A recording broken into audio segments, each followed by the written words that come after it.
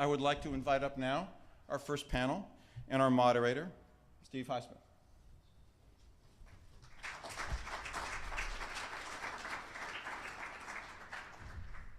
Let me start. Steve is the host of NBC 10 At Issue.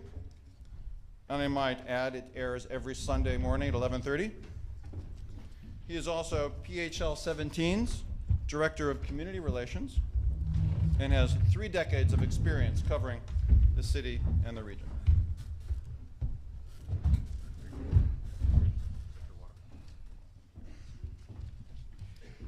Good morning. Good morning, Steve. There you go. We are here to talk about taxes, and you are not nerds.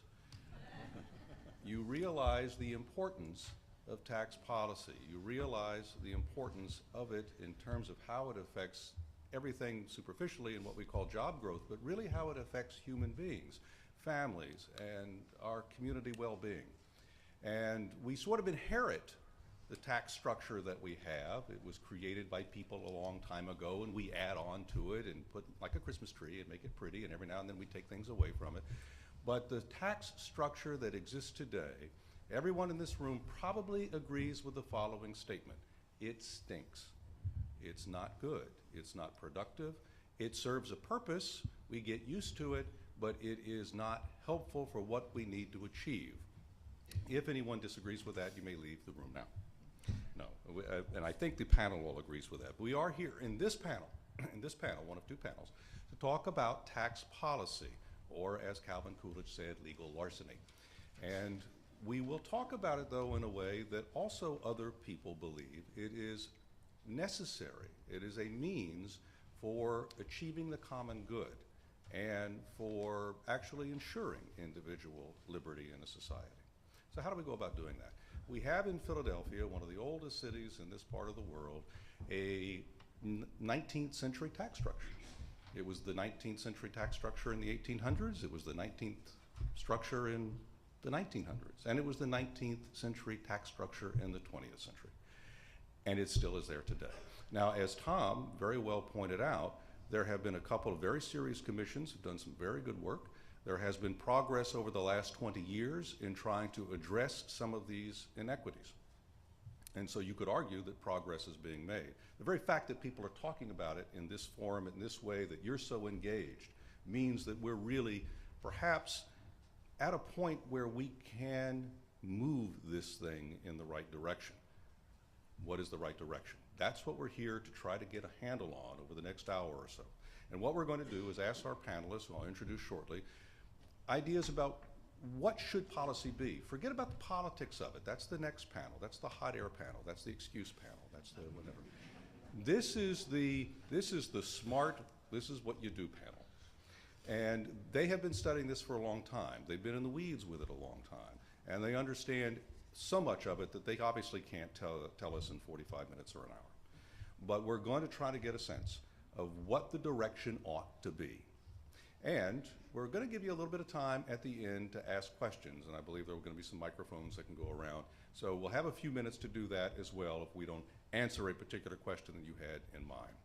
So with that in mind, let me please introduce the panel, starting on the far end from me. Mr. Rob Dubow became Philadelphia's finance director in the Dudder administration in 2008. Previously, he served as executive director of the Pennsylvania Intergovernmental Cooperation Authority, or PICA, and chief financial officer of the Commonwealth of Pennsylvania. Robert P. Inman is a professor of finance, economics, and public policy at the Wharton School. Among his many visiting appointments and positions, he has served at Harvard University, Stanford University, and the Federal Reserve Bank of Philadelphia. Paul R. Levy leads Philadelphia's Center City District and the Central Philadelphia Development Corporation. He also teaches city planning and downtown development and management at the University of Pennsylvania. Joel Naroff serves as chief economist for Commerce Bank in Cherry Hill, an economic consultant for Cumberland Advisors and an economic advisor to Spectrum Alliance Realty. He's a past president of the Philadelphia Council of Business Economists. And closest to me, Mr. Steve Tang. Tang is a chemical engineer by training, is president and CEO of the University City Science Center. He is a graduate of the Wharton School and previously has held senior positions in pharmaceutical healthcare, and chemical consulting firms. So in advance, before their wisdom is imparted on us, please a round of applause for them taking their time today. So with that, let the wisdom begin. Let's start with an answer from each of you in somewhat as succinct a fashion as you can of what the goal of taxation ought to be now. Not necessarily forgetting how we got here or whatever, but what should it be?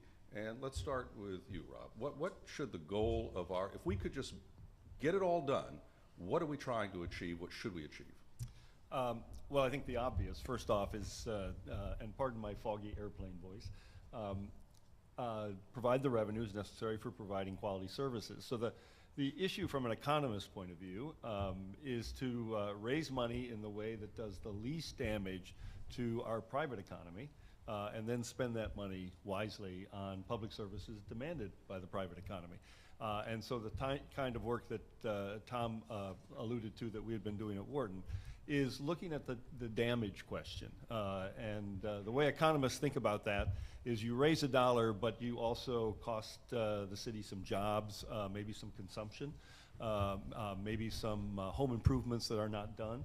And those are additional costs that are borne by raising that dollar. So what economists will try and do is put a price tag on those additional costs. And that, of course, does two things. One, it raises the implication for performance by the private economy.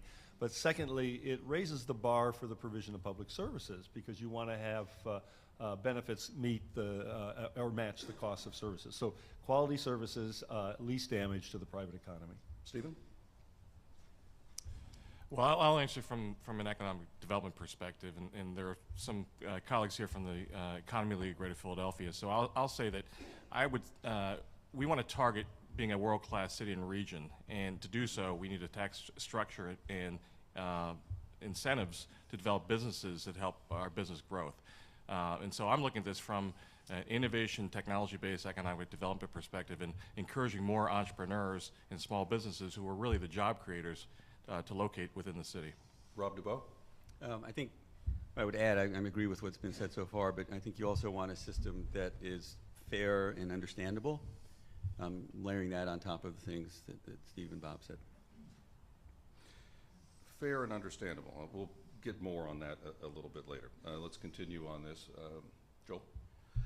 Well, first of all, I wish I was still the chief economist for commerce, but that's not there anymore. So let me just say I'm an economic advisor to eConsult, and I have my own consulting firm. But the issue with the tax structure is, as I think Bob was saying, is it's a residual.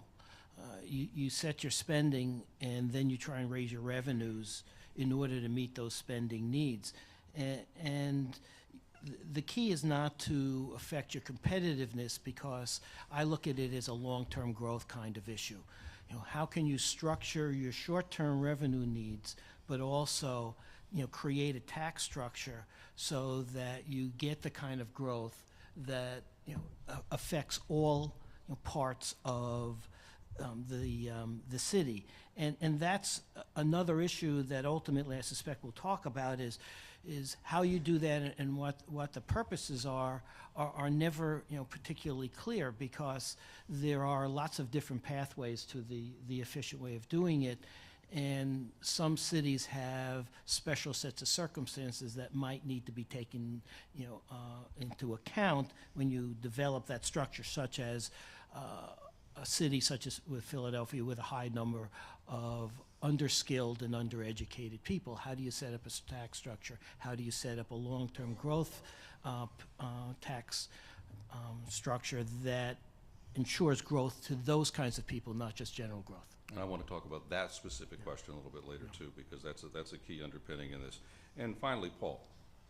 I'd say two words: jobs and opportunity. We've been 40 years losing jobs and closing off opportunity for people in this city. You've got all the other cities on the East Coast doing much more dynamic job growth, and we were in a very, very sad award, the highest poverty rate on the East Coast. So this is about creating jobs and creating opportunity, and the tax structure has pushed us in the wrong direction. Do you want to take us through just two or three Sure, I'd be glad slides? to. Because people know I'm addicted to PowerPoint, I just asked permission to do this, but let's just make this really clear. I mean, if you take a look at this slide, what we did is look at the job level in 4 cities in 1970 and what's happened since 1970. And what you see here is that New York has experienced dynamic job growth, Boston has experienced dynamic job growth, and Boston, New York, and Washington, sorry. All of them are up 14, 18, and 25%. We are down 25%. Job loss is not the fate of old cities. Each of these cities have lost between 85 and 90% of the manufacturing jobs they had in 1970. So this is not unique to manufacturing cities. So one, this is something that ought to be a motivator. This ought to create a sense of urgency. I think the second slide simply is looking by city council district, what percent of the workers in each of these districts are commuting to jobs each day in the suburbs. Now, if you live between Girard and Tasker, and you're close to either Center City or University City, 70% of those people are working in the city every single day. So the absence of jobs outside of Center City, outside of Temple, and outside of University City is a prime reason why people aren't able to provide opportunity or find opportunity within the city. So this ought to be a sense of crisis that ought to be motivating our thinking. Now, we've had 2 mayors in a row place a very high priority on the formation of African-American-owned businesses, and we've had an explosion in sole proprietor African-American-owned businesses. But if you look at the number of firms who've actually added employees, it's flat. In Washington, D.C., where there's job growth, there's a much more dynamic rate of businesses adding employees in the African-American community. So this is about the denial of opportunity from a tax structure that is pushing us in the wrong direction. If you look at the commercial office sector, we boast about the great strength in healthcare and education, which is a great strength. But we have far fewer office jobs than are available in New York, Boston, and Washington, and those aren't only high-skilled jobs. 22% of the jobs in Center City are held by people with no more than a high school diploma. So if I want to add anything here, it's a sense of urgency and timeliness, which is we've been very focused, as I think was shown in the first slide, very much on that 18%. I don't want to minimize at all the challenge that council has been through in wrestling with AVI, but you cannot achieve equity by staying only within 18% of the pie. You saw the slides that Tom showed about wage and business taxes. We tax what moves, and it moves. Other cities tax what's fixed, land and improvements. They have much more dynamic job growth. So very simply, it's about jobs, it's about opportunity. Thanks for that opportunity to do that. You're welcome. So what then do we do to have this long-term smart economic growth and at the same time be fair? PICA, in its most recent 5-year analysis, said that a tax policy that should be promoted is one that promotes equity and efficiency and based on a fair distribution of the tax burden and should minimize the negative impact of taxes on local economic growth. Pretty much that is what everybody said up here. The question, of course, is what's the ratio, what's the mix, and what is the overall mix? So let's begin by trying to address the question of what should the tax mix be? And let's start with the big picture. Tom, again, sorry to reference back to you again with your slides, but they were very good. We have 17 taxes in the city, and Boston has 7. Do we have too many taxes? Stephen? Yes. Good. Does everyone agree with that? Yes. Yes. Okay. Is there one, I mean, do we know what we could eliminate? Is it possible to eliminate? Yeah, I don't, look, we need to fund services in the city. What I just put up here is what I think should be the long-term goal. It was recommended by the 2003 Tax Commission. It was recommended by the 2008. I think Tom showed us we're excessively dependent on wage and business income. We need those taxes to support services, so you don't just turn off the switch. But we need as a goal to say, over the next 5 to 10 years, let's move from that excess dependency on wage and business taxes towards a greater dependency on what cannot move, land and in that direction, improve. that means we might be able to eliminate some of these others. Absolutely, but I think right now we should talk about rebalancing, moving from an excessive dependency on taxing what moves, shift as other growth cities do. Well, let me follow up on that. Aren't we making an assumption that we want to be at least revenue neutral? I think we're making an assumption we want to be a city that grows jobs. But let me ask you that, though. If we don't eliminate any taxes, and we only begin lowering other taxes, then we're not being revenue neutral, correct? Then we're, Look, let me rephrase this. When AVI in the last year and a half has been discussed, the administration has put it forward in a way that says it's going to be revenue neutral. We're not trying to get more money off people in real estate. We're not trying to cut it. So we have a tax structure overall that is very negative for all the reasons you laid out. Right. Should we, I'm trying to stay, before we get too detailed, on the big picture of, should we be moving towards a time where we, in today's dollars, have less revenue in taxes, so that we have the image of being a tax-friendly city? Or are we trying to just move things around and keep the pie pretty much in its aggregate where it is? Well, I think Bob's the expert on this. Well, let me ask. But I'll just say there are taxes that raise money without killing jobs, and there are taxes that kill jobs. Right. So it's shifting the burden to those which are the least harmful But we taxes. said at the beginning, we want a tax system that is understandable by the public. So if you change all these things around and are telling the public, oh, by the way, it's going to cost you more money, they're not going to like that. If they're going to say it's the same, I don't know whether they're going to like that or not. They So certainly will like it if it's less, and that's where we've been going. So Let me Rob? give another piece of context. If you look at our 5-year plan, over the course of our 5-year plan, we do reduce the wage tax and the business tax by a combined $130 million without increasing other taxes. So, and I know it's not the pace that Paul would like, but what the plan does is have a process where you start to reduce the overall burden, reduce the tax on things that can move without increasing tax burden in other places.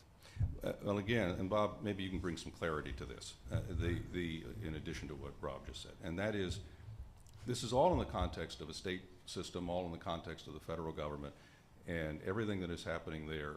A lot, on that slide Tom showed where the suburbs are raising income taxes and raising real estate taxes, one reason for that is because burdens kept getting pushed from the state. And so if we make changes, fundamental structural changes in what we're doing, are we going to produce more revenue to fund services and infrastructure and other things, or are we trying to, in the long term, be less of a burden? Well, this is the biggest question you could possibly ask, and it's not obvious to me that there's a quick and easy answer to this question. It's the balance between government and the private sector, and how does the city want to choose that balance? I think you go through the list of services that you care deeply about. Education, safety, and environment would be my top 3.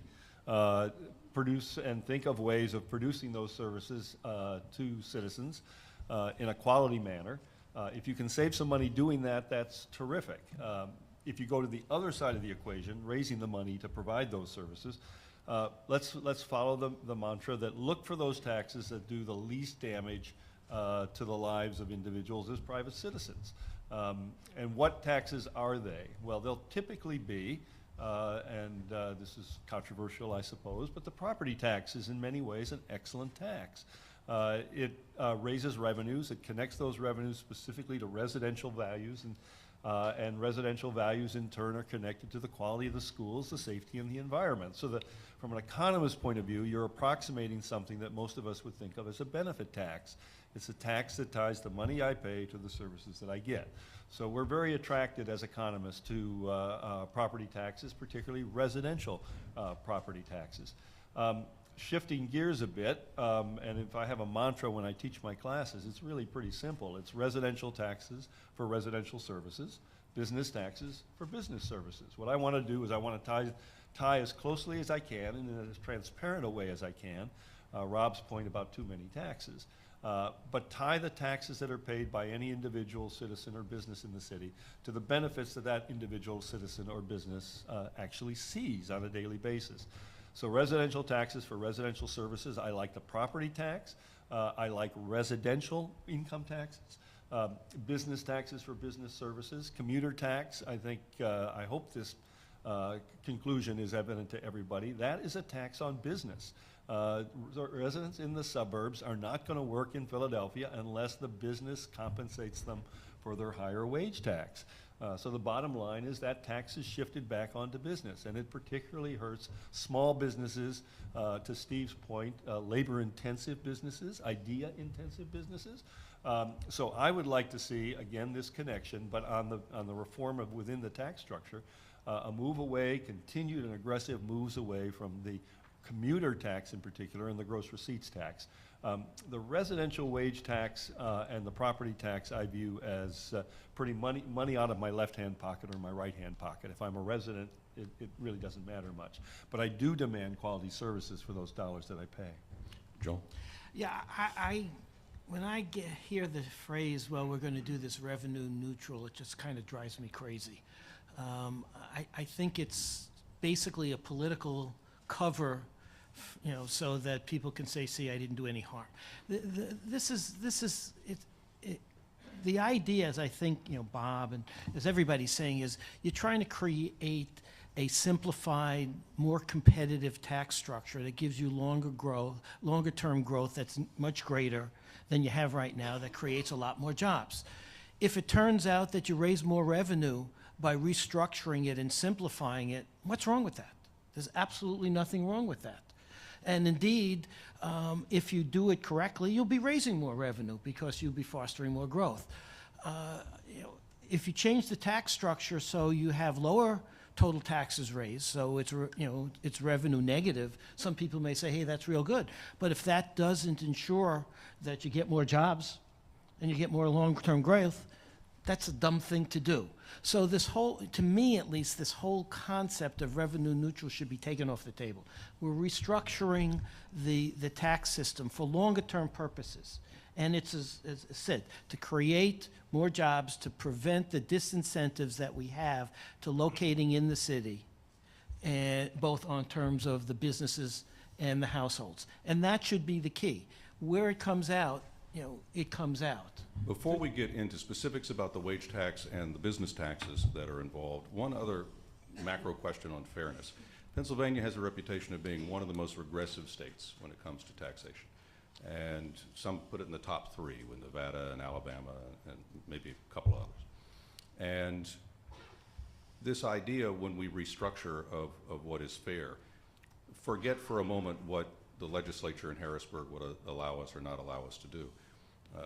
When we talk about these other kinds of taxes that you're getting to, are we talking about flat rates? Are we talking about a mix of rates depending on the size of the business or the income of the individual?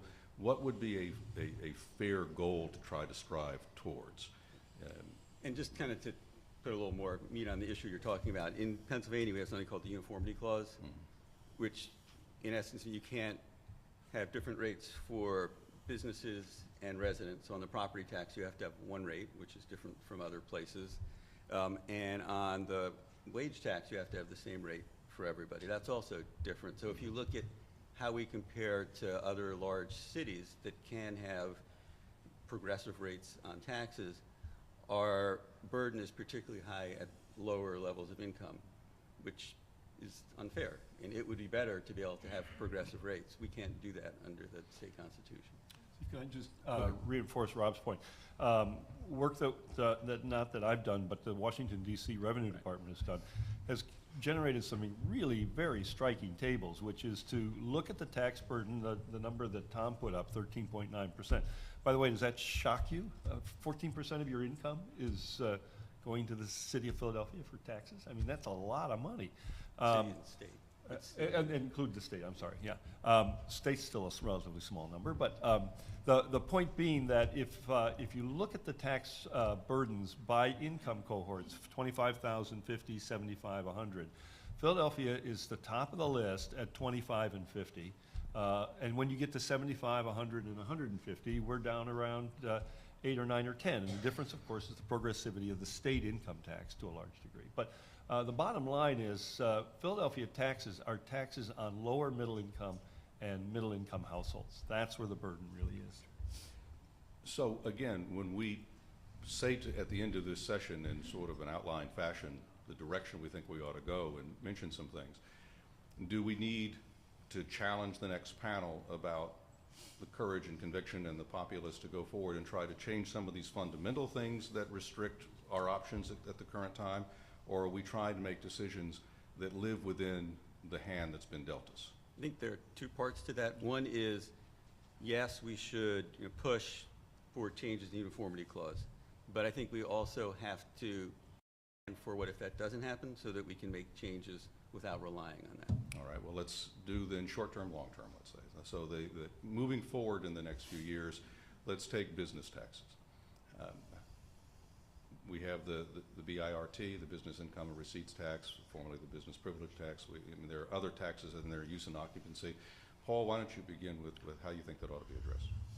Well, I mean, there's debates among the panel and probably people in council about whether it's the gross or the net income, but if you just start with whether it's 16%, 18%, or 19%, there's a large premium for small businesses, and we tax both the gross and the net, and no surprise, there's zero growth among African-American firms with employees. So you have lots of people creating their own carpenter company, their own insurance company, their own beauty parlor, but they can't take on employees in a flat environment, in a contracting environment. So if you have an 18 or 19% premium due to the BIRT, then you are clearly reducing small business formation. If we look at the commercial office sector in the downtown, and you take the use and occupancy tax and the business income and receipts tax, that's about a 30% premium. We're dead even on office rents, $27 a square foot within the downtown and the suburbs.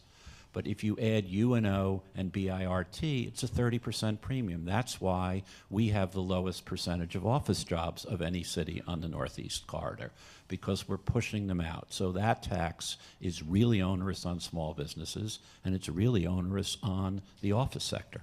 Stephen, do you want to add anything? Yeah, I absolutely agree with Paul's point of view. I'll take this from the perspective of building an innovation-based economy, which means that you have to be able to scale the amount of innovation that's primarily through federally funded R&D at our universities and medical centers, and scale them into companies and jobs.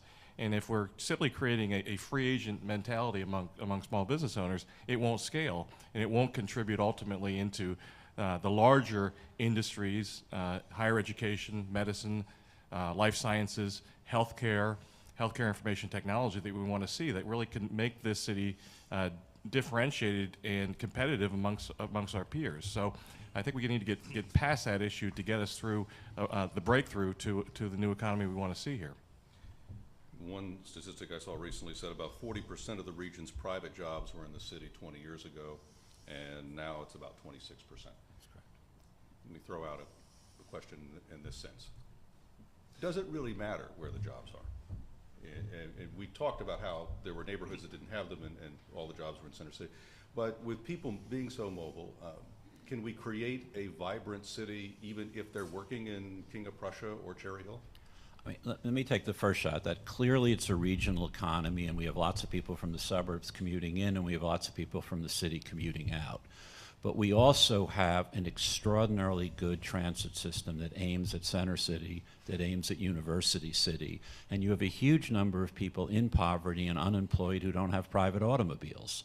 And so the fact that we continue through our tax structure to move all our jobs beyond the reach of our regional rail line is reinforcing poverty in the city. So sure, a regional economy is great, but if we're going to create opportunity for people who can't afford cars, we ought to capitalize on this huge asset of a transit system that brings people into the downtown and into University City and to Temple every day. So it makes a difference for where people spend their money. You know, where they buy their lunch, where they buy clothes, where, it makes a difference for the economic activity within the city if people are working here instead of working out.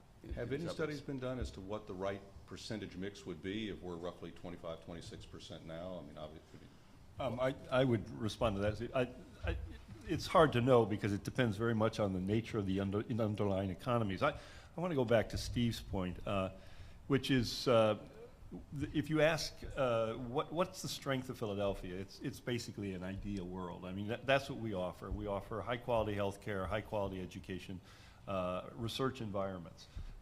What you want to do, and I think the virtue and the beauty of the Science Center, is it gives ideas their first chance to start up. The scientists, the economists, the engineers are all within walking distance with the Science Center, all within walking distance of the labs that they want to work in. But as soon as the idea hits, as soon as it moves off of innovation and into production, you're into the world of Steve Levy. The question is, what does it cost me to hire a worker to That's all right. We've been cloned and merged together. That's okay. I don't mind. I like his ideas. You're into the world of production, and that's the world of taxes as they fall on firms making things. And at that point, they leave. They go off to the suburbs. The ideas are set. The scientist has to go out there 1 day a week. But when they're creating the ideas, they got to be there 4 days a week. So Philadelphia is doing a great job as an incubator of firms, but they're not capturing ultimately the final payoff, the production of the firm that goes from 5 guys to 50 to 100 people. That's where the job payoffs are, and that's what we're losing. Well, I know that this all comes in a spectrum and what you do with each individual tax, but we have to break them down. Give me an idea, just right down the line in a very short answer, what you would do with business taxes, and define business tax in every way, pick whichever one you want, but what you would do with it and in what timetable you would do it in. Stephen. Well, I'm going to take this from a sector perspective, and I really think that the city has, of late, done a good job in targeting industries where there is growth possibilities. So 2011, the City Council passed legislation for a 2-year exemption for startup companies from business privilege tax and other fees associated with licensing and zoning. And then last year, Council passed legislation that exempted general partners of private equity firms from paying net profit taxes. What that did soon thereafter was allow a company like First Round Capital, one of the leading venture capital companies in the country, to come into the city and grow. And I think that's one of the most underappreciated seeds of further growth for our economy. We need those investment dollars to match with the ideas that Bob mentioned with the people and the entrepreneurs. And so we have to take it targeted towards absolutely innovation companies, absolutely. however that's defined. Correct. Joel? Well, I think when we look at it, the comments have been made, it's more the issue of small businesses. I mean, if as soon as small businesses can walk, they do, then we have to look at how do we keep them from walking out of the city. Clearly, things such as the net income tax portion of the BIRD is just, a small business killer, and I don't think that there's any question about that. But I think what you're raising is a bigger issue, which I know we'll get to, and if we're starting with the issue of targeting, who is it that we really want to target as far as either the business side or, the supply side, which is the labor side.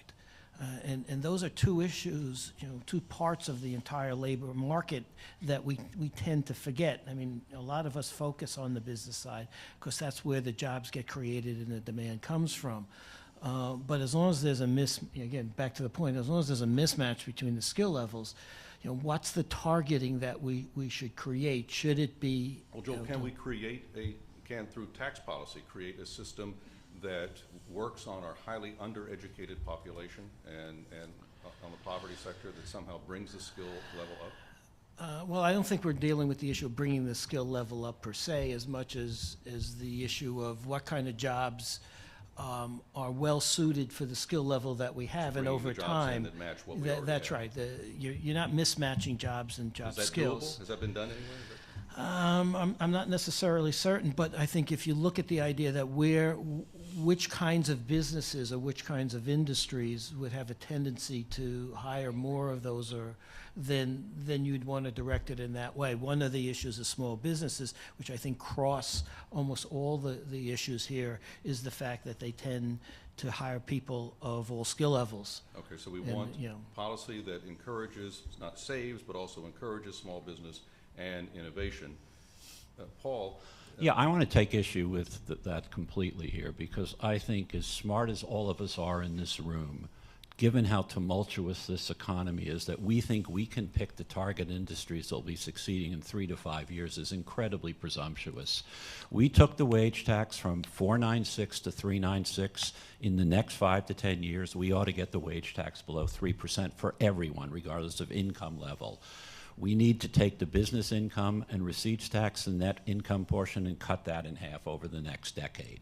We need to set goals to reduce taxes. We put on the back what's a kind of broad coalition of the African American Chamber, the Hispanic Chamber, the Northeast Chamber, the Maine Chamber, a series of labor unions as well that are saying, let's do an across-the-board, transparent, simple, and equitable. I certainly agree that the tax breaks that created jobs for certain types of industries help those jobs come in, but I don't think I'm smart enough to know who are the growth jobs going to be. Okay. So I'd say create a competitive environment for all. Bob, you're smart enough to do that. Yeah, you could do that. No, not at all. I agree completely with Paul. I think that what you want to do is you want to have a level playing field and a competitive playing field, not try and guess where the home runs are going to be, because it's almost impossible to do that.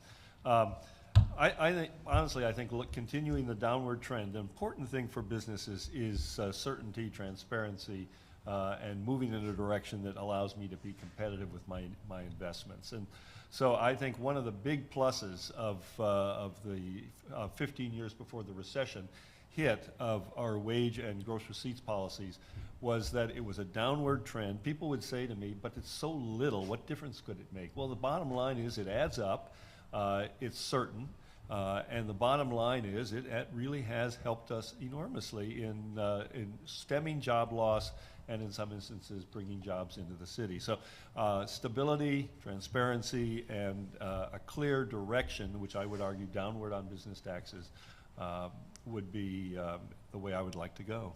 Rob, I want you to answer that question, but I want you also to answer this next question, picking up on what Bob just said, and that is the stability and the clear direction.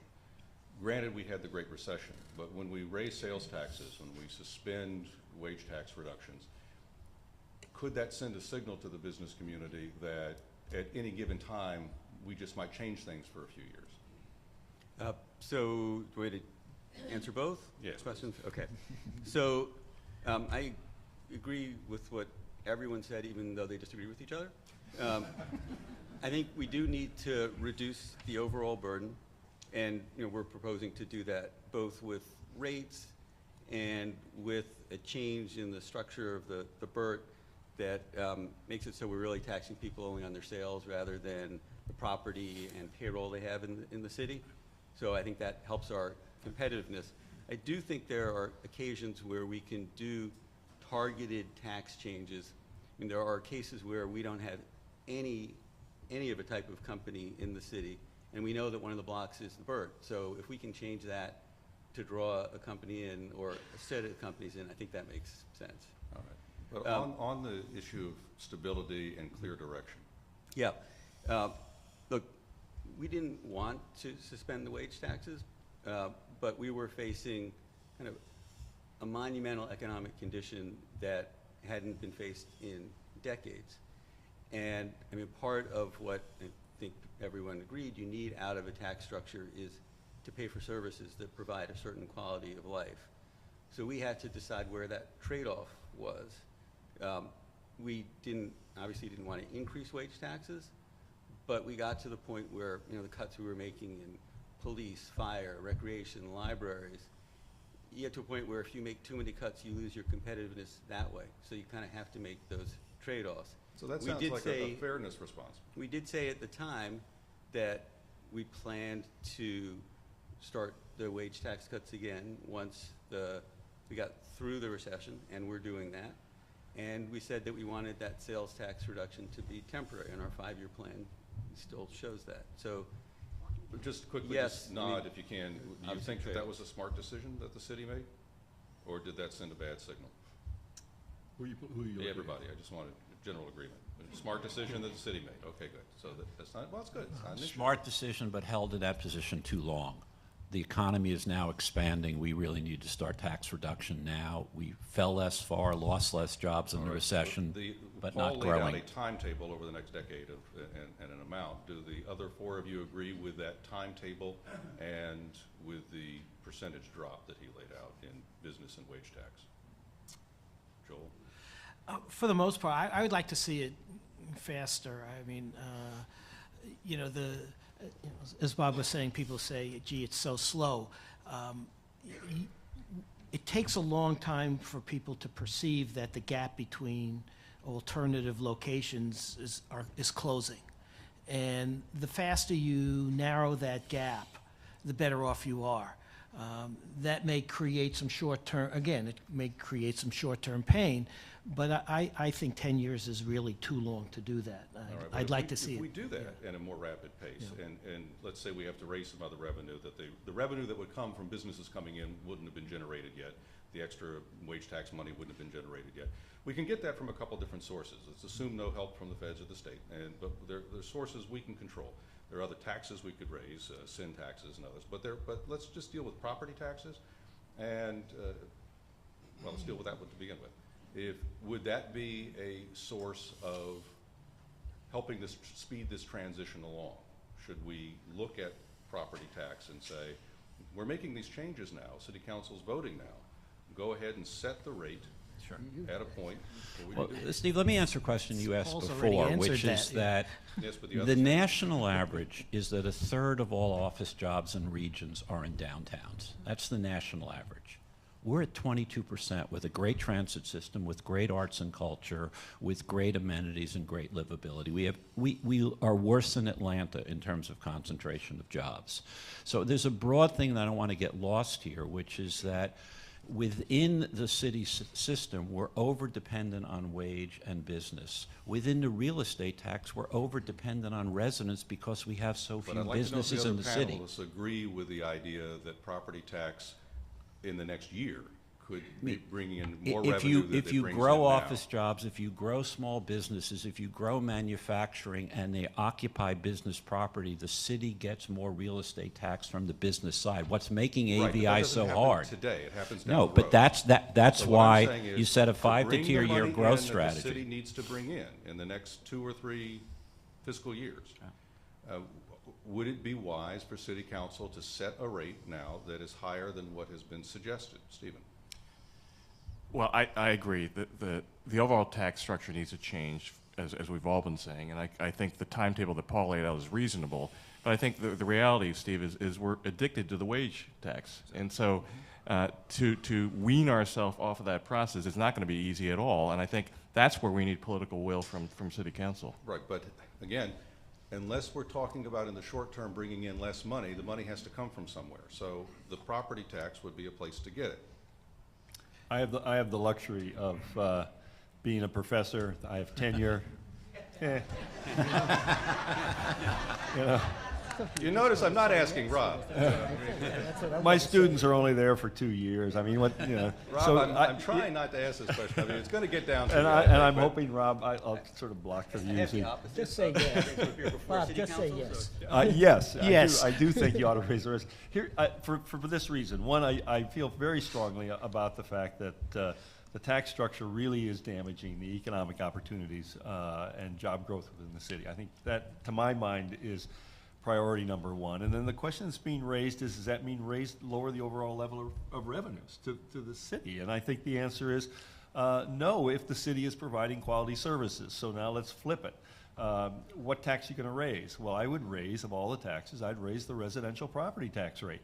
Why would I do that? Because people are suddenly going to say, hey, I just paid $100 more, $500 more. Am I getting better trash, better safety, better schools for the money I've just paid?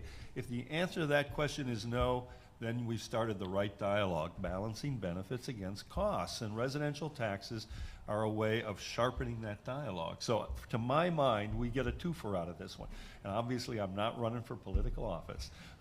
You get a stronger job economy and job opportunities, and you sharpen the dialogue between city performance and delivery of services. And that, to me, from an economist point of view and a professor with tenure, it's the right way to go. Well, that's good. And as Will Rogers said, be thankful we're not getting all the government we pay for.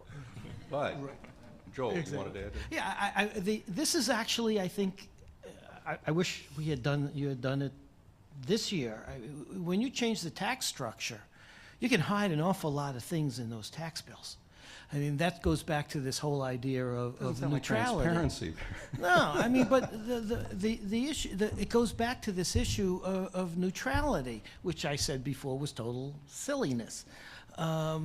If somebody gets their tax bill raised by $100, is it a killer to raise it by $120? I mean, let's get real here. This is, and you spread that over the whole city. This is the perfect time to start the switch over. And if you ask the question, you know, I agree with Bob completely, that's where you get it, is the residential, and you raise it, Quick question on this new assessment, AVI. If council finds, quote unquote, the courage to set a rate higher than they've been discussing, should there be aggressive homestead exemptions and other exemptions that would try to bring in this fairness part into the equation? Rob? I know you nicely didn't put me in the middle of the last question, but I do want to say that there's enough anxiety and confusion about what we're doing with AVI. To layer on top of that an increase, I think would make it so much more complicated and make it harder to get it achieved. Yes, on the second, but there should be, and there is, a hard push to get people signed up for homestead exemptions. And we need to also, I think, layer some targeted relief on top of that. We have signed up about 190,000 people for homestead. We need to do a lot better. There are we think about 340,000 property owners who are eligible, so we will be making a big push to try to get more people, and we hope to work with council on that. There is something that takes place in our city, but not to a great degree, and more often in other cities with large institutions, called pilots, or payment in lieu of taxes. There's potentially a lot of millions of dollars involved in that, with some of the major nonprofit institutions which own a lot of real estate in our land here. Somebody want to weigh in, Stephen, on whether or not, I don't want to name names, but let's say a large university should pay more? Well, the Science Center I think Bob should take that one. He's got tenure. They'll be eliminating tenure as part of the policy. So the Science Center is owned by 31 nonprofits in the city and the region. So I think I speak for their common concern here that pilots are an interesting concept, but in fact, I think you don't want to solve one problem and create many others. The fact of the matter is, the nonprofits in the city, the stalwart nonprofits, University of Pennsylvania and others, pay a tremendous amount in wage tax and offer services that supplement what the city is doing in terms of safety, in terms of cleaning, in terms of trash removal, all those things that need to be balanced. And so this is a bit of to me, a spurious issue, which is, I think, distracts from the bigger issue of the tax structure we've been talking about. Well, let me follow up on that and answer this if you can, since you deal with it from this perspective. That argument sounds like the argument you get from millionaires and billionaires, that they pay the same tax rate as the guy who makes $30,000 a year, or let's say $60,000 a year, but they claim, because in aggregate that means more dollars, that they're paying more in taxes and that that's sufficient. When the old tax policies that were in sway for a long time said, no, those folks at that end should pay a little more. So it may be that the small nonprofit pays virtually nothing, or a few dollars, or a few $100s a year, but that a Penn or a Temple or somebody else pays, or a big healthcare place pays a lot more. Negotiated, but pays more. What's wrong with that? Well, I think the analogy isn't correct, in that the millionaires you're talking about don't provide police services, don't provide services in and around their communities, and so I think that that's where the argument, I think, for large organizations providing services that are meaningful to the city need to count against their tax burden. So I think you have to look at both the tax burden and the services provided by those organizations. Paul? Yeah, I just want to pull the camera back here a little bit. You know, office tenants and small businesses are highly mobile people who can pick up and go. okay? They're highly sensitive to taxes. Universities and hospitals have huge fixed assets, laboratories, lots of equipment, et cetera. It's no surprise that because they're exempt from real estate taxes and they're exempt from the business income and receipts tax, we have lots of them here. So I'm not saying that if a university has a commercial enterprise, it should be taxed as a commercial enterprise. But they're here and they're growing because we're not putting the same burden on them that we're putting on the office sector and small business. So before we start saying we're going to tax them, we can do the same thing to universities that we've done to office jobs and small businesses, drive them out of the city. Not tax them? I'm saying if they have a commercial enterprise, retail, it should be taxed. Right. But I mean, I'm not going to defend, but let's remember, the University of Pennsylvania has its own police force, its own sanitation force, it's cleaning all the neighborhoods around them. If they have business enterprises, let them pay taxes on those. They also provide huge amounts of uncompensated health care. So I don't want to defend the undefensible, but I want to make sure people understand exempt properties are growing here because we're not putting on the burden that's driving other businesses out. We can achieve the Let's same hear thing from we've the done man with who office has- buildings. Man who has tenure. I'm sorry? Let's hear from the man who has tenure. Okay, well, let me take you back to my starting guidelines. Residential taxes for residential services, business taxes for business services. And at the risk of getting myself in trouble, I'd be quite, I don't want to say happy, but I think sit down and do the calculations, figure out exactly what services the city of Philadelphia is providing to the University of Pennsylvania or Temple or the hospitals, and ask them to pay for it, pay the marginal costs. That's perfectly fair to me. And probably in most instances, those are calculations that you can do. Now, the complicated one, of course, is I use the roads when I drive in to work every day. You can't marginal cost my road driving in, but I also... How you drive. Yeah, that's true. But I also pay a pretty big chunk of my wages in wage taxes to the city of Philadelphia. Now, am I going to run off to the suburbs? Probably not. I want a research university, so I'm here. So I go to Judy Roden or Amy Gutman and say, please raise my wage by 3.5% to cover my commuter tax. She says, get out of here. She's not going to do that to me, but she's going to have to do it for my secretaries and the staff because they can work in the suburbs. So I think it's a complicated question, but it is one that can be unraveled and rebuilt. And I think doing it carefully is something that should be part of, as you suggested, negotiations on these So, matters. Rob, you'll get right on that? Yeah. All right, we're going to take some questions in a moment, but I want to see if we've got some sort of summary here. See, we have a couple council people here. Thanks for coming as well, and I know that you're going to be listening or taking part in the next panel. So our goal is one of creating a tax structure in the 21st century, correct me when I say something that's not right, that is fair, but also is the least negative impacting on business, one that encourages innovation and saves and small business and encourages small business to thrive, that we look for opportunities where people are getting residential services or business services and are not paying a reasonable share to somehow get them engaged to do that. We have to work with the state to try to figure out, one, if they can change some of the rules that are handcuffing us in terms of how we uniformly have to address business taxes, for example. I do have a question about that, though.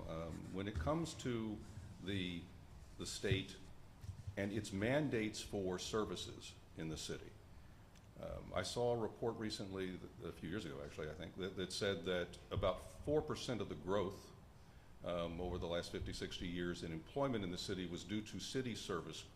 But for those county-required things or state-required things, the growth in jobs in city government employees was closer to 50% or so, or 60%. So is there something we should be going to the state and saying, if you're going to make us do these things, you need to somehow create a way to get us money that isn't through our own taxation, Rob? Well, I mean, the analysis you're talking about is definitely accurate. That if you look at the growth over time, or the change over time in city jobs, there's been rapid growth in county services and either almost no growth or decline in city services, administrative services. The state does reimburse a fair share of those county costs, so I don't want to make it sound like, there's no reimbursement there. But it is important to know that that's where, that and things like, pensions are where the cost of government has shifted. That reimbursement, is it around 75% or so? Or Depends on what it is. It can be, it's typically not 100%, but it can be anywhere from below 50 to in the 90s, depending on what the service is. So again, the panel has suggested that we need to move towards more aggressively cutting the taxes that affect business, that affect the personal income tax, the wage tax. And there's a sense that there's an opportunity now, although not all on the panel agree with this, that the property tax process that's underway needs to address the rate in such a way that it makes up, at least on the short term, for some of the loss in revenue that may come if we more aggressively moved in the wage and business tax areas. One edit to what you've been saying, the least harmful impact on businesses. I think it's the least harmful impact on the city's economy. So it's not just business. Okay. And is there one final statement anybody wants to make before we take questions to summarize or clarify? I just would point to this chart here back up here. This is what we need to address, that New York, Washington, and Boston are all growing jobs and Philadelphia's losing jobs. That is what we cannot take our eyes off of, and we can debate the minuscule aspects of different taxes. This is about growing jobs and opportunity. And neutrality is a silliness? Is that correct? Good. And I want to echo that, because what was really nice about not hearing through this whole discussion is the term good jobs. The issue is creating jobs. Of all kinds. Of all kinds. And that's what we need to focus on. And it's a very good point that both of you, I think, are making, that we can't pretend we're wise enough to know exactly what jobs are going to be there that are going to do that. And on the neutrality point, I think what Joel is saying is kind of different from the conversation we've had about not collecting more from the property tax in 14 than in 13. I think what he's saying is you want to grow the economy, you want to bring in more revenue, not that you want to have people pay more tax per each dollar they earn. So those are two very different concepts, right? You want to bring in more revenue, but you want to bring in more revenue because your Not for economy earn, is but maybe growing. in property tax. Yeah, I mean, I'll Well, give you a property tax, you simple. want values to grow. So if you generate more revenue from the property tax, you want it to be because properties grow, not because you're increasing your rates. Yeah, I'll give you a simple example. We've got an average rate of $27 a square foot in the commercial office sector, which is way below all our peers. If that simply got to Chicago level, $37 a square foot, you'd have $85 million more in real estate taxes just out of the downtown. So you want an environment of growth that grows revenue on the job and business side. Very good. We're willing to take questions. I don't know if we need microphones or not. I see a couple of hands. You went up first, sir. Would you agree that the hardest part in the tax equation to get tax movement moving in political circles is the language used, like revenue neutrality and fairness? I mean, to me, fair, I'd rather have a good job and businesses pay less taxes than have no job and the businesses pay more taxes. Same with revenue neutrality. I mean, I'd rather revenue go up and pay less taxes, them pay less taxes than vice versa. I mean, I think fair is different to everyone. Bob, you have fairness. Yeah, I agree. I think the fairness is obviously an exceedingly difficult concept, but I think the comment by Tom is that fairness involves what I pay in taxes and what I earn in income. And so, I pay a little less in taxes and I don't have a job. Is that fair? I would think not. What you'd want to do in discussing the concept of fairness is take a look at the citizens' entire, if you wish, portfolio of opportunities. Do they have a job? Do they get good schools? What's the safety on their streets like? Those are the kind of comments I would hope we would be engaging, or the way we would engage this discussion. Thank you. Can Yes. I make a comment? One quick on second. I'm fairness? sorry. Just hold on Yeah. one second. Go ahead, Joel. Fairness plays a role in this. That it depends on how you're using it and where you're using it. I mean, the AVI is absolutely necessary because of the total lack of fairness that existed within the real estate tax structure. We're not talking about fairness in an income distribution way. We're talking about, equals being taxed equally, basically. And if you don't have that, which is viewed as a fair way of taxing, then you don't have a tax structure or an element of the tax structure that people have respect for. And when you create that kind of contempt, you have a problem. So fairness, it depends on how you're using the term fairness, and it matters. Isn't part of the reason why the wage tax is so heavily relied upon is because it's easier to collect than the property tax? And wouldn't it, I'm wondering if you all know what would happen if they tightened or if they collected some of the tax on tax delinquent properties. Would that sort of raise the revenue and maybe instead of an increase in property taxes, enforcing policies on broken windows and policies that would help make buildings look better and increase property values in surrounding buildings, if that would generate more tax and be another way of getting at raising revenue for the city? It's probably me. So there was a lot in there. Let me. I think though the main focus was really on collections, and and the main focus of that has really been on our property tax collection. We collect about 91% of what's owed within a year. That's been going up each year. It has not gone up high enough. It's something that we want to, and not want, it's something that we're putting a fairly large emphasis on. And yes, if everyone paid what they were owed, we would be collecting more, and that would have an impact on the rate. And I mean, that's why we're pushing to increase it and why we have increased it over the last few years. Any other questions? All right, while we get back to you. Oh, you got the microphone right there. Go ahead. I have the microphone, thanks.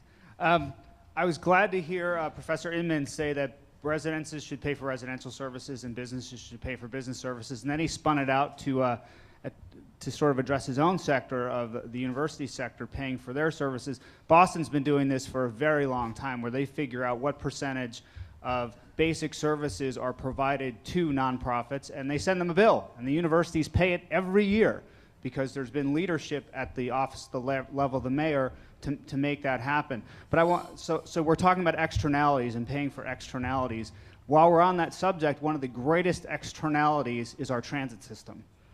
Every business benefits incredibly from SEPTA, from SEPTA's very existence, but they pay very little for it. Every household pays a gas tax, which you pay because you drive, based on the trips that you take. That's how the gas tax is calculated. Would you pontificate as a professor or profess about the wisdom, perhaps, of some sort of a use tax for businesses based on commuting, which would allow us to lower some other taxes and restructure incentives to make those employees actually use SEPTA and other things? Because there's a way, I think, of modeling an excise tax on transit, or thinking about transit like a public utility that could generate lots of revenue and not be a job killer, but would actually make business pay for the service that it's actually getting, that all the rest of us pay for. And now SEPTA wants to raise our fares to do it. Yes, I would do it with garage taxes. That to me is pretty darn close to, I drive in, I pay for my garage at Penn, tax them. That to me is as easy and as close a way to get to marginal cost pricing on roads as you can do. And so I'm a big fan of garage taxes. And what about transit, though? What about the rail system? Is there a way that you Well, again, marginal cost pricing, if you can do it, but probably more closely, a little economic lingo, average variable cost, but try to approximate marginal cost. And then the big fixed costs would be paid for by region-wide taxation, because the region-wide enjoys the benefits of a better transit system. Real quick question on just anybody pipe up if it's a problem. Is anyone here not pleased that in all the reform that's talked about with property taxes, that the structure has not gone more towards land and splitting land and structure taxing, and basically is just sort of keeping the old system? Anybody? Nobody's upset? Okay. Well, I mean, there's so many controversies Okay, good. Yeah, there's so many controversies swirling around AVI, but one that really does need to be looked at carefully is the allocation of value between land and improvements. Anybody who studied the abatement issue knows that there are issues in there. So there's some issues obviously that have to be worked through by council at this point. But AVI is not a one-year process. I think people have got to look very carefully at the allocation between land and improvements. It hasn't always been as good as it should be. Well, I guess it's a political question as to whether or not you think that this is the opportune time to do it, or whether kicking the can down the road is a wise thing. But it sounds like you're saying this is too dangerous to do it right now? No, I'm just saying, look, we're obviously, and we've got several council people in the room who have to work through and legislate a millage rate. I don't want to minimize that hard work. All I want to say is that AVI is not a one and done. We need to perfect that assessment system, and one of the imperfections in that system is how people look at land and improvements. So we've taken a very important first step, and while there's a lot of pain in this, it's a very important first step to be able to count on the real estate tax. We're not there yet. It's an important first step, but it is an imperfect step. But it's not the end, and we need to look more carefully at land and improvements. Next question. Good morning. My name is Liz McElroy. I'm with the AFL-CIO here in Philadelphia. So I'm not on the panel, but I probably would have said good job, so my apologies. But a quick question. I'm thinking about these other cities, and I'm wondering what their abatement, if anyone knows what the abatement systems are in these cities for, is it similar to ours, like 10-year tax abatements for different things, and if you think that contributes or doesn't contribute to growth in those cities? I mean, each of these cities has very different policies. New York City actually has abatements that are geographic based, so I don't think it's comparable. I would simply say none of these cities rely on taxing what moves as much as Philadelphia does. You saw that in the first slides. We have an excess dependency on wage and business taxes. I think that's a major contributor. I don't want to minimize the importance of public schools, but does anybody think that the schools in New York, Boston, and Washington are that much better than Philadelphia's to account for their job growth? Clearly, it's an important good. We're taxing the wrong things. That's what's creating this environment. Next question. You know, my question kind of builds off of that. I'd like to kind of step back a little bit. I mean, this is a very compelling graph, comparing different cities, and if jobs and growth are the end goal, I'd just like to hear the panelists place this conversation about tax policy in context with the kind of broader portfolio of tools that we have at our disposal to drive growth, whether that's investing in infrastructure and amenities or investing in workforce. Could I just hear some comments on how much of the pie, if you will, this tax conversation actually should be taking up when we're talking about driving growth and jobs? Yeah, and I think it goes back to part of the first conversation, which was, it's definitely one part of what you're looking at, but you need to look at what amenities you have, what services you provide. You need to look at things like utility costs. I think businesses like residents will look at what am I going to get and what am I going to pay for it, and is it a good value? How does that overall cost versus the overall value I'm getting compared to other places I can go? So I don't think it's everything. I do think it's one thing in the mix, though. Yeah. And do we have another question? Could I just jump in on that? I mean, besides Rob, I'm the only other person up here running a taxing authority. Okay? So the Center City property owners are providing $20 million a year for clean, safe, and attractive for capital improvements. I totally believe those are part of the equation. We are providing that at a very high level. But clean, safe, and attractive are necessary but not sufficient conditions for competitiveness. So we can provide as much clean and safety and great lighting and great signs and great trees, but if you don't have a competitive tax environment, we're still going to be going negative. All right, I think we have time for one more question before our next panel. Just one question of the professor who, Professor Inman, you talked about property taxes on residences being kind of a fair transaction because of city services. And I'm a little concerned in this, and I accept the major premise, but I'm a little concerned about the possibility of de-gentrification. With AVI, all of the kind of the bargains that residents got over the years are now gone, and they're now paying fair tax. If additional burdens are placed on residential taxpayers, they're going to look at it through the prism that you described. Is it a fair deal? And given the status of the schools right now, is that a risk, assuming that all this is right, which, and the emphasis on jobs is absolutely right on, but are we at risk for losing some of the people that we want to keep in the city?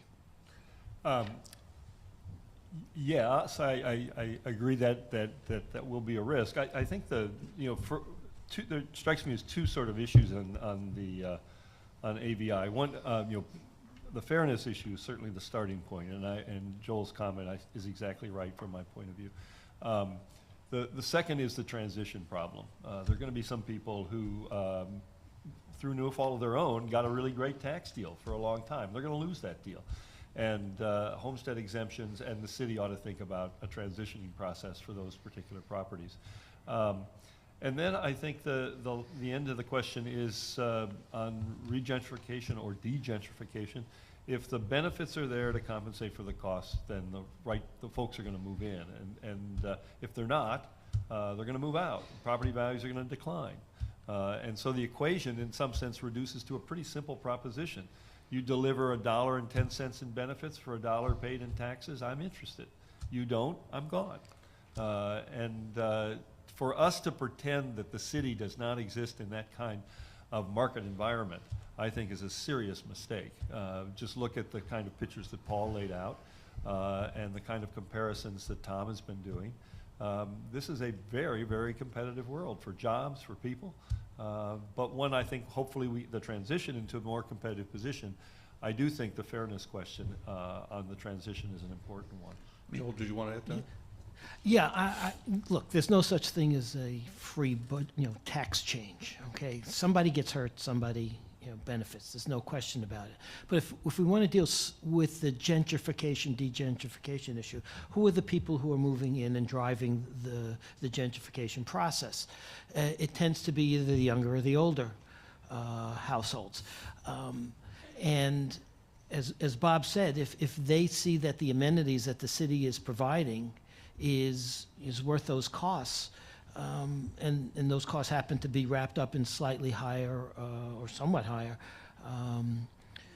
property taxes, they're going to make that move, and that's where the move is going on. In the history of gentrification, if we go back even to the 70s, is that it's a cycle. It's generally, it used to be driven by the younger households moving in and then ultimately moving to the suburbs. And now I think what's changed in this process is that it's being joined by a large growing older population, which creates a need for different kinds of services. And that's the kind of thing we're looking at. Schools become less important under those sets of circumstances. Safety, sanitation, et cetera, becomes more important with the other amenities. I don't want to simplify this, but there are two councilmen who are seriously affected by AVI. One of them just left the room, Kenyatta Johnson, the other is Mark Squilla. The majority of the rest of the city comes out extremely well. There are two groups in the neighborhoods that surround Center City who are seriously impacted. One is the long-term residents who did nothing and saw the world improve around them, and that for them the homestead exemption, the deferral, the set of tools, gentrification, protection are one set of tools.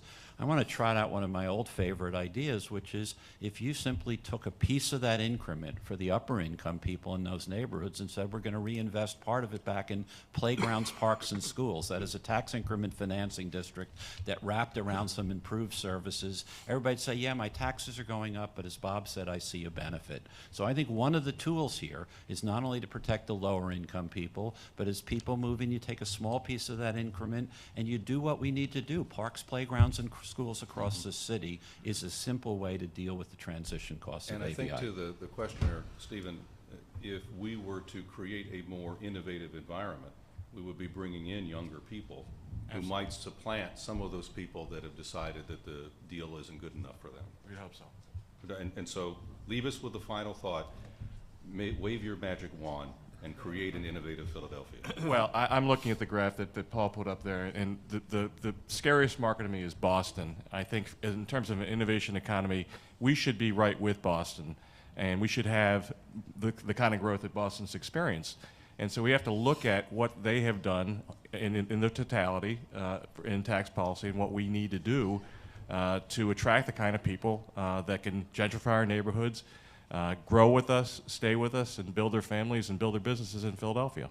Stephen, thank you, and thanks to all the panel. Thanks to the Pew Charitable Trusts and the Temple University Center for Regional Politics. As they exit, yes, please continue applauding. Our next session begins almost immediately, and it will be on the folks who will actually implement all these great ideas that came up.